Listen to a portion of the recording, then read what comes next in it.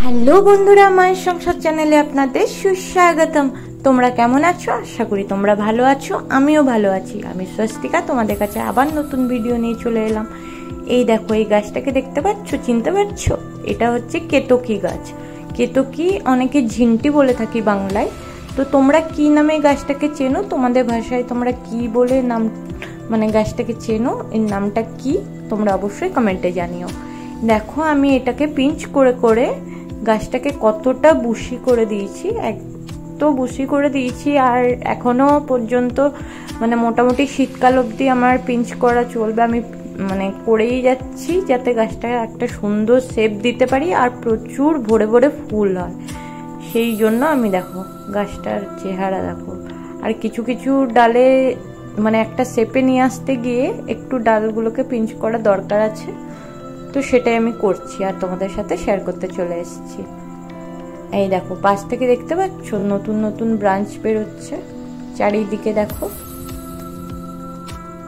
তো আবার যখন নতুন ব্রাঞ্চ বেরোবে সেটা বুঝে আমাকে পিঞ্চ করে দিতে হবে। আমার কাছে আরো অনেকগুলো আছে গাছ।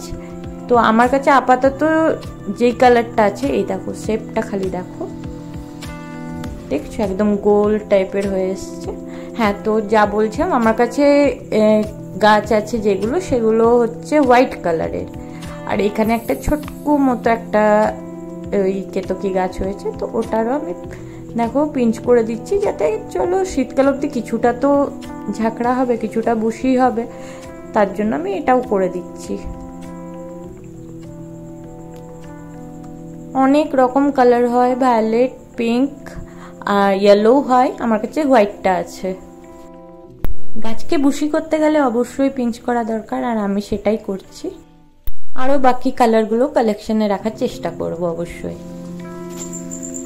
এই করতে করতে ভাবলাম তোমাদের সাথে একটু ভিডিও শেয়ার করব, একটু কিছু দেখাবো। দেখো কেমন বৃষ্টি শুরু হয়ে গেল।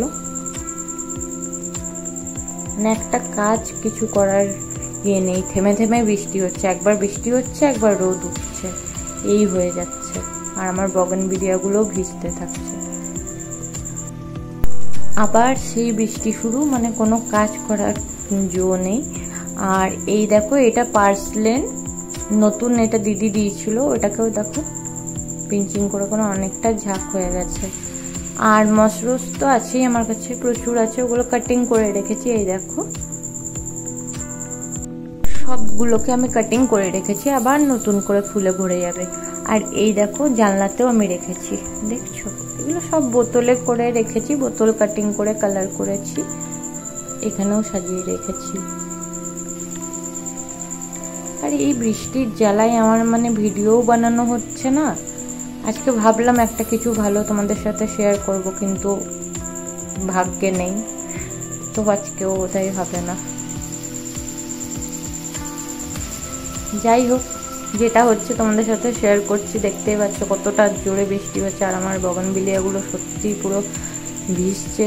এগুলোকে শেডে করতে হবে, এইভাবে বারবার ভিজছে, ফাঙ্গাস লেগে যাবে, গোড়া পচে যাবে। কেমন জোর বৃষ্টি শুরু হয়েছে না? কিন্তু আবার থেকে থেকে রোদও উঠছে, আবার বৃষ্টিও হচ্ছে, এই চলতে থাকছে পুরো। এটা এখন 2-3 দিন ধরে এই চলছে। চারিদিকটা দেখো, ভালোই জোরে বৃষ্টি নেমে গেছে। চন্দ্রমল্লিকাগুলো আমার শেডেই রয়েছে, না হলে পচে যাবে। শুধু কটা মাদার প্ল্যান্ট বাইরের দিকে রয়েছে। এই দেখো জবাতে কুড়ি এসছে, কিন্তু আজকে রোদ যেহেতু ঠিক মতো দিক পাচ্ছে না, ওই জন্য ফোটেনি। আর এই লক্ষ্মী জবাটাতে ছোট কুড়ি এসছে, এই দেখো।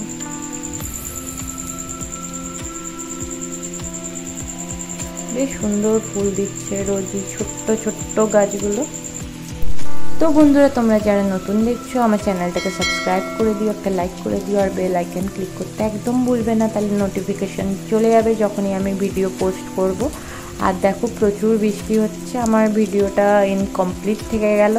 যাই হোক, আমি আবার নতুন কিছু ভিডিও নিয়ে তোমাদের কাছে চলে আসবো। সকলে খুব ভালো থেকো, আবার তোমাদের সাথে দেখা হবে। চলো আজকের জন্য ভিডিও এই পর্যন্ত, টাটা।